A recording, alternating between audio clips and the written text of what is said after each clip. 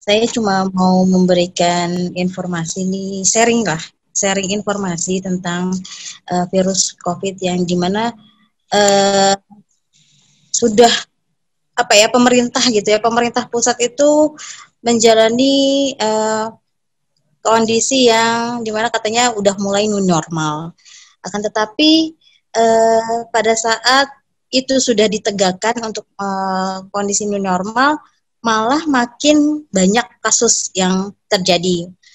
Makanya di Jakarta pun dimulai lagi untuk PSBB yang ketat gitu kan ya. Bahkan di Lampung sendiri, khususnya di Lampung Tengah ini kasus-kasus COVID-19 ini mulai meningkat lagi karena masyarakat kurangnya kesadaran masyarakat atau mungkin acuhnya masyarakat yang notabene cuman berpikirnya sudah normal, sudah biasa, semuanya sudah biasa, jadi nggak ada yang kurang kesadaran pakai masker, kurang kesadaran untuk cuci tangan, bahkan suka berkerumun gitu kan ya, bahkan sudah banyak kegiatan-kegiatan untuk banyak yang mengumpulkan orang banyak gitu kan ya, dan ini sangat-sangat beresiko gitu nah, untuk terjadi peningkatan virus COVID-19. Di Lampung sendiri, Lampung Tengah khususnya, pada sampai hari ini kita sudah mencapai kasus 101 kasus. Di bulan September aja kita sudah melebihi, kurang lebihnya ada 20-an kasus. Lebih 20-an kasus sampai hari ini. Ini kita bisa kategorikan ya, kasus-kasus yang terjadi di Lampung Tengah ini ada klaster. Klaster itu adalah pengelompokan. Jadi yang terjadi pada klaster COVID-19 di Lampung Tengah ini, yang pertama adalah klaster keluarga. Klaster keluarga. Kenapa klaster keluarga? Ya mungkin awalnya mencoba untuk yang biasa udah mulai normal, udah mulai banyak yang pada jalan-jalan lagi, pelesiran lagi gitu kan, yang jalan-jalan ke mall, ke pantai gitu kan ya. Nah ini yang terjadi, kita nggak tahu ya, karena sudah banyak OTG ataupun orang tanpa gejala yang sudah menyebar kemana-mana. Jadi pada saat kita makan gitu kan, jadi ada klaster, di sini juga ada klaster restoran. Banyak kasusnya kasus klaster keluarga. Jadi ada satu keluarga yang memang teridentifikasi, terkonfirmasi virus COVID-19. Kemudian yang kedua adalah ada klaster rumah sakit ataupun klaster paramedis dan klaster rumah makan. Jadi ini semuanya sebenarnya satu ya, karena kondisi masyarakat yang memang berusaha untuk yang seperti biasa gitu, bukannya new normal. Maksudnya itu kesadaran mereka untuk new normal itu salah gitu kan, karena buat saya ini new normal itu adalah berperilaku hidup baru dengan memakai masker, dengan sering mencuci tangan gitu kan ya, hidup bersih sehat ya. Itu tidak dilakukan sama mereka gitu kan ya. Banyak sekali gitu kan ya, banyak yang kita temui orang-orang yang memang masih belum sadar untuk menggunakan masker.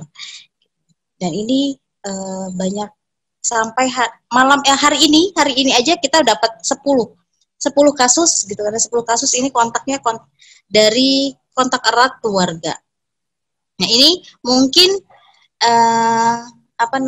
di rumah kita nggak tahu ya, kita bergejala, kita bekerja di luar, terus kita masuk ke rumah, kita seolah-olah kita nggak ada apa-apa, kita nggak membawa virus itu. Tetapi kita sampai di rumah, kita ketemu sama orang rumah, kemudian mungkin makan ataupun menggunakan barang yang bersamaan gitu kan ya, dan itu pada saat imun anggota keluarganya sedang turun, itu bisa lebih cepat sekali untuk masuk. Kemudian juga ya di kantor ini ada klaster puskesmas gitu ya, puskesmas ataupun di rumah sakit yang dia lebih percaya sama teman, nggak mungkin teman saya ini teridentifikasi virus COVID-19. Jadi mungkin ngobrol sama teman nggak menggunakan masker, ataupun makan ramean gitu kan ya, bareng-bareng gitu kan ya, ataupun pinjem sesuatu barang yang memang bersamaan. Dan ini sangat beresiko gitu, sebenarnya sangat beresiko, apalagi kita seorang medis yang memang melayani masyarakat atau melayani pasien-pasien yang memang sudah daya tahan tubuhnya menurun. Ini sangat beresiko, bukan hanya kita tertular dari pasien, bahkan kita juga bisa menularkan pasien. Nah, itu yang kita lagi kaji, analisis lagi epidemiologinya, apakah gitu kan ya, kita sebagai seorang medis ini tahu gitu kan ya, memahami gejalanya yang ada pada diri kita sendiri gitu kan ya. Dari ini, karena ini sangat-sangat beresiko sekali gitu kan ya, kepada masyarakat, pada pasien semuanya. Ini banyak terjadi sama kawan-kawan saya juga gitu kan. Jadi dia bekerja, dia tidak bergejala. Dia tidak bergejala, kemudian mungkin dia nggak tahu kalau misalkan dia mengidap virus COVID-19. Kemudian dia ada keluhan, kemudian dilakukan pemeriksaan dan itu dinyatakan konfirmasi COVID-19.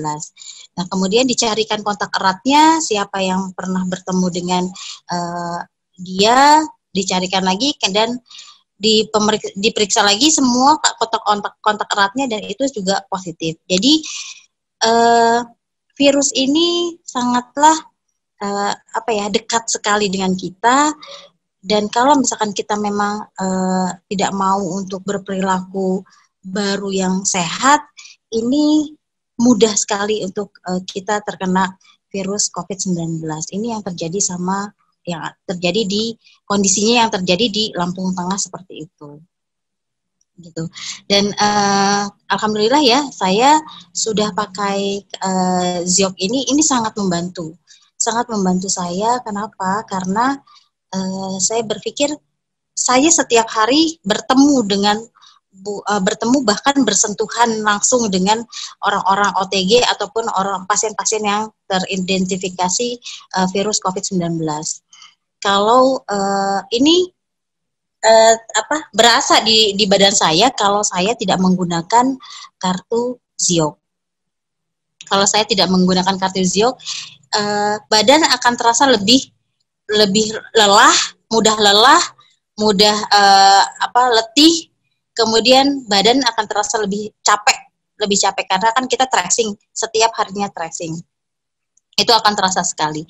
Akan tetapi alhamdulillah semenjak saya memakai kartu Ziok, saya tracing. Lampung Tengah ini wilayahnya sangat luas, dan pasien-pasien yang terkonfirmasi COVID-19 ini sudah tersebar kemana-mana. Jadi setiap harinya kita harus tracing, dan itu pun kita melakukan pemeriksaan swab itu mungkin seharinya di atas 100. Sampai di atas 100. Kalau saya nggak menggunakan kartu Ziok, mungkin ya udah gampang sekali terpapar gitu kan, gampang sekali terpapar virus COVID. Saya pakai kartu itu memang di masker, karena kan saya harus pakai hazmat gitu kan ya. Saya ngerti, merasakan pasien-pasien COVID-19 itu gimana rasa sesaknya, dan itu pun sama yang dirasakan oleh tenaga medis pada saat dia menggunakan hazmat.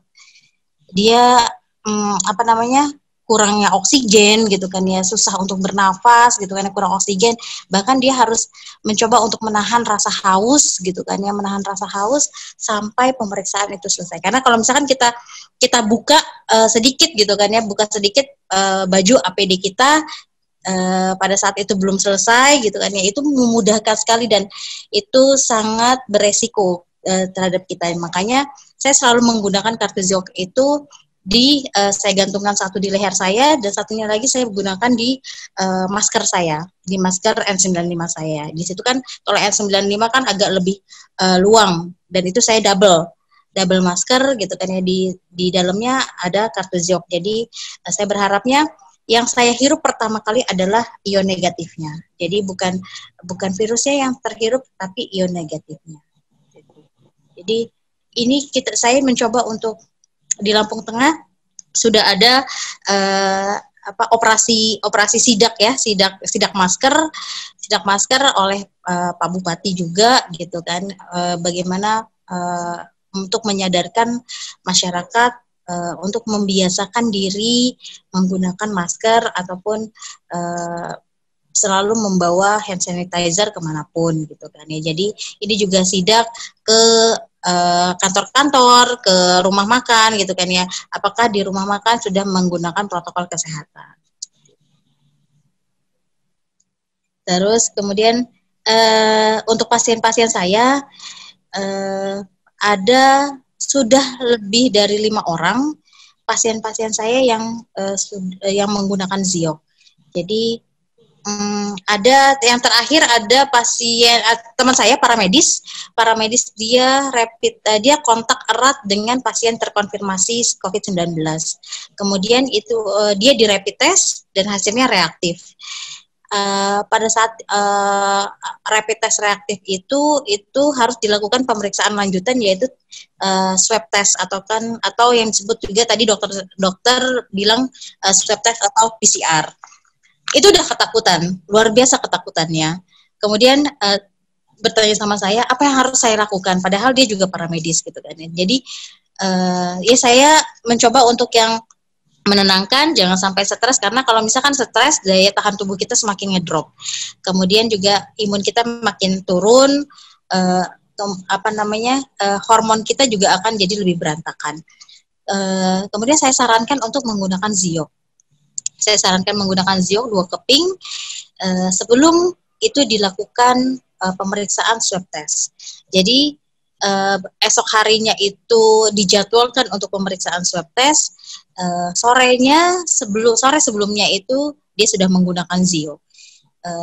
Saya informasikan sama teman saya itu, sama kawan saya, gunakan Zio ini coba 24 jam sampai kamu juga dilakukan pemeriksaan swab test. Jadi itu jadi dia dikalungkan, ditaruh satu di leher, kemudian satu saya sarankan di masker gitu kan, di maskernya. Pada saat dia pemeriksaan swab test itu kurang lebihnya 3 hari setelah pemeriksaan baru hasilnya bisa dikeluarkan. Itu pun hasilnya sudah meragukan ya, karena harus diulang. Harus ada yang diulang gitu, karena CT-nya tidak terbaca. Itu juga udah mulai was-was gitu kan ya, ya udah kamu tenang, kamu tetap pakai Ziok itu, kemudian itu bisa dibikinkan air. Jadi saya sarankan itu ada yang diminum. Jadi bukan hanya ditempelkan di badannya, akan tetapi dibuatkan air minum. Jadi air minum ion. Saya kasih tahu caranya seperti apa gitu kan. Jadi setiap hari dia minum itu. Saya tanya, awalnya dia bergejala. Saya sudah khawatir kalau misalkan dia udah bergejala seperti itu, waduh, apalagi ini sangat erat kontaknya gitu kan. Jangan-jangan ini bisa positif gitu kan. Tapi setelah hasilnya keluar, itu dinyatakan negatif gitu kan, negatif. Padahal rapid testnya sudah reaktif itu terus dipakai tetap diisolasi selama 14 hari. Saya tanyakan apakah ada keluhan gitu kan ya. Awalnya iya. Pada saat dia rapid reaktif, iya, dia demam. Ada demam, kemudian juga pasti gelisah, tidurnya lebih gelisah gitu kan. Tapi setelah dia pakai Ziok itu dia agak lebih tenang. Dia tenang, tidurnya lebih rileks, itu dia udah nggak demam gitu kan. Dan ya alhamdulillah hasilnya negatif. Itulah ya salah satu kesaksian dari pemakaian Ziok di Lampung Tengah.